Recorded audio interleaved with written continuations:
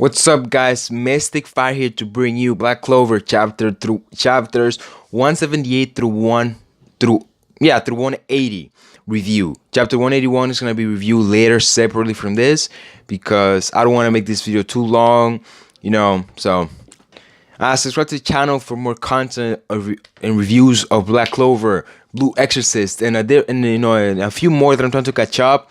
But I haven't been able to do that nor upload content because I've been busy with school and work, and so a few different things here and there. So just bear with me while I catch up to the mangas I'm trying to review because I'm trying to diversify the channel as a whole. And a few other things. Subscribe to the channel. My goal is to reach 100 subs before the end of the year. I really appreciate if you guys allow me to do that. Thank you so much. Thank you so much for checking my content. Let's go with the video. Chapter 178. We finally learned the name of the elf Noelle and the Silver family was fighting. Her name is Kiv. I think that's how you pronounce it. I'm not sure because it's only Kivn. I'm not sure how to really pronounce. I put it on Google Trends. I put it on Google, and the way they said it was like Kiv. Like Kiv, and that was it. Then Noelle gets attacked by 6 different elves. She doesn't have enough magic to fight all of them, so that means that she would be in trouble. And so Solid gets attacked by one of them by fire magic, and that's when Sora comes in with a surprise counterattack and sends it right back at them. Sora has someone in his hands, and he's a servant to the Silver family. He has recovery magic. He has bubble recovery magic, which uses to heal Nebra. Yeah, who uses to heal Nebra, and then he has Solid to bring in Nozzle along with him. Solid does not want to do that, and Sora comes and roasts him. On his way. He roasts the crap out of him, basically. And he also roasts Nozzle, too. We see a flashback of Nozzle with his mom being pregnant with Noelle, Asher. And we learn that he's the only person that really has her attributes when it comes to magic. Mercury, if you don't know, is a liquid metal, and Asher has still magic, so basically Nozzle is the only one that got the attributes or the properties of his mother's magic because Solid, Nebra, and Noelle both got their father's magic, and so his mother asked him to protect his siblings, to use his magic to protect his siblings. And after he's been roasted by Sora, he stands up again and protects himself with his own mercury magic on his body, basically protecting his wounds that he received from Kivum. And then they use a team, Nozzle, Noelle, and Sora become a team, and so they go and fight against all 6 of them. Sora uses Ash magic, Ash magic as support in this. When they became a team, he used it in the sense of to show them where he said his traps, so that way they can avoid it. And that was a good team. And that's that. That's that for that chapter. We didn't really get to learn much aside from the elves that they don't know about the types of magic or complicated magic when it comes to the humans, and the humans have a lot of complicated magic because they themselves have developed it, especially when it comes in Sora's case. They don't know anything about complicated magic like Sora because Sora is trap magic. And Sora is the one that actually finds that out, that the elves don't know about the type of magic that humans have. So that's to their advantage as well. So the humans can take to their advantage. He sort of lets them know. And that was literally it. There's nothing really more that we learn about it in chapter 178 of Black Clover, aside from the characters that Noelle were fighting, the elves that know about the humans' magic or the complicated aspect of the human magic, basically. and we got to learn more about a bit more about Nassau, and about Nassau and his family when it comes to his magic, and all of that. That was literally it. Now, chapter 179, we go to the Vermilion residence basically, and the first thing we see is Kirsch.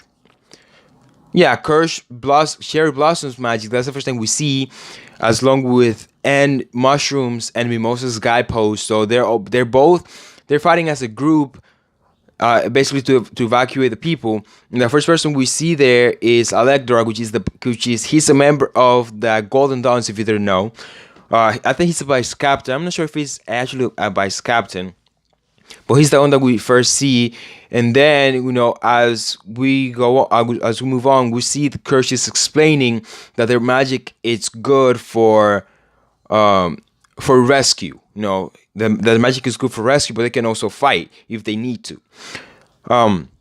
Then an interesting elf appears. His name as a human is David. When he's not golden, his name is David, but as a reincarnated elf, his name is Babel. That's his name. Baval.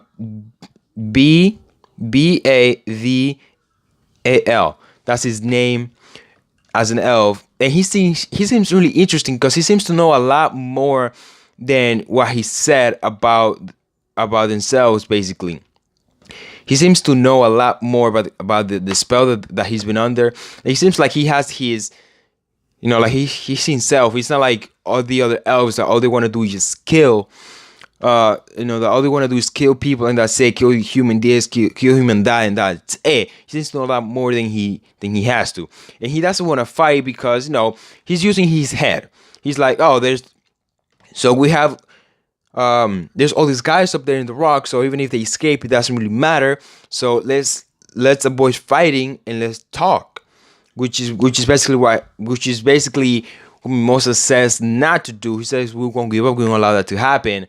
After that, we move to the king's palace, basically, and there we have Ratri or Latri. He's one of those two, Latri or Ratri.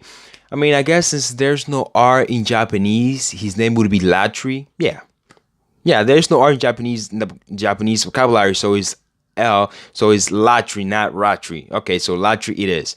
He also confirmed Patri's name is Patoli, not Patri, so there you go. We move to the wizards to the king's castle, and we see the Latri is there. We also discover what the magic of the king is, and it is light magic. Now, if you look at his grimoire closely, it's not a four-leaf clover like Patoli's grimoire. So that means he didn't have a rare one. He just had a regular one. So it means that anybody can have light magic, but only the rare four-leaf one can be used fast. I'm not sure because his magic was slow. Like his light magic was slow, as it was said by Latri when he used it. I'm not sure. And he used it basically to just put Absolute Monarch, which Latri destroys that like it's nothing. He said that he wasn't gonna kill him fast, that he was gonna take his time. Another thing that Bible said about Latri's magic is that if he uses that magic to kill, there's no way back. And he was referring to his spatial magic, which is the same one that Langry used. Basically, if you get killed with that, there's no way to survive because some of your organs are gonna disappear along with it, and so there's no way for them to return that with the skill of healing magic that Clover Kingdom has. Another thing he said was that sort of didn't make any sense until like the end of the chapter about Latri's magic. Well, not him. I think it was in chapter 179, which was said and was confirmed. But Phineas grabs Phineas, which is the fiance of Pharaoh, I think he was, but I think that changed to the heir of the house of Bod, which now is Langris. So she cling to him, say don't do this, and he just throws her down. And he was gonna attack her. I think if not, he was gonna attack the king. Which then Pharaoh comes in and blocks the attack, which his father couldn't do. His father couldn't really block the attack or like make his special magic disappear like Pharaoh's could. And he rescued Phineas, and and he doesn't really rescue the king until chapter 180. But he deserves it. I wish he could have died. Yeah. And then it's the fight. The fight comes to a clash with Yami and Jack fighting against them. And they go to attack him. They go with the intent of killing him. Not killing him, but they more so go attack him. And that's when his defenses activate. His special magic defends him. Now, you can say it's a plot hole because Phineas jumped on him and the magic did not activate it. Phineas didn't attack him with magic at all, or didn't have an intent to kill like Jamie and Jack went. So that could be explanation for that. That was really it. We didn't really get to learn much from that chapter aside from the king's magic, aside from Babel, as an interesting elf, and all of that. Yeah, that was really it. Nothing much to really learn about it. Yeah. In chapter 180, though, if you look closely at page 3, if you're using Jaimini's box, on top of the throne room of the king, there's people with togas, and that's not the way the Clover Kingdom has dressed. So it might be like the elves, who knows? Like it's because it's resembles some sort of like a wedding, but it might just be like the Wizard Kings, like how the Wizard Kings come to be. So we still need to see what it really is if they go further into it. In this chapter, what really happens is that we get to see Pharaoh be a badass as a support character. We also get an explanation as to how Jack's magic work, and the way his magic work is that he changes his own attributes to his magic to accommodate to the people that he's fighting, basically to satiate his will to cut things. That's basically it. That's basically what his magic does. Jack is sort of like a bootleg of Asta, because Jack can cut through any magic, and Asta can just cut through any magic and cancel it too. So yeah, so Jack is basically like Asta but with magic and scrawny on the, not strong, not muscle. Ajami does dark cloaked magic. Yeah, he does dark cloak dimension slash, and then Jack does his slash to in order to cut through Latri's defenses, which they do. We also get to learn that Pharaoh cannot block all of the attacks, and so Jamie and Jack have to defend against it somehow. Pharaoh gets attacked. At the end of chapter 180, Pharaoh gets hurt once again.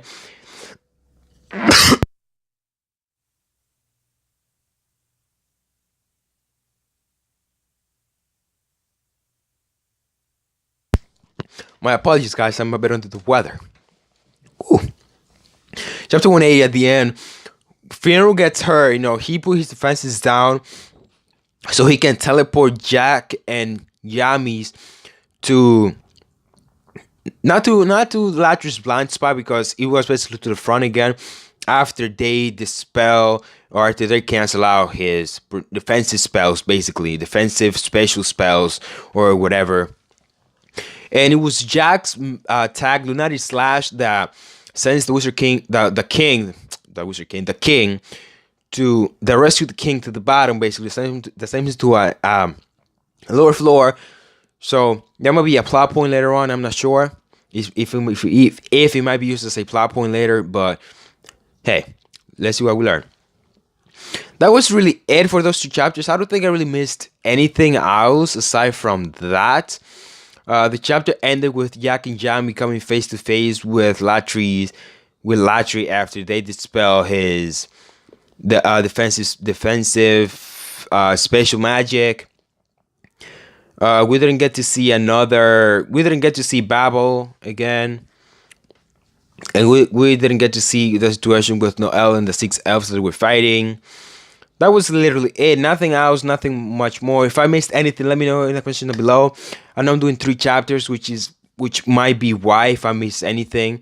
But if I did miss anything, just let me know what I did miss. And we'll talk about it in the description down below. We'll talk about it in the comments down below. Just, let me know. I always reply to all of your comments. And all of that. Yeah, thank you so much for my content. That's all I have to say. Nothing else, nothing much. I don't think I missed anything. Like I said, let me know if I missed anything in the description below. I'll reply to all of your comments. Subscribe to the channel for more content like this. And yeah, thank you so much. And I'll see you guys and girls later. Peace.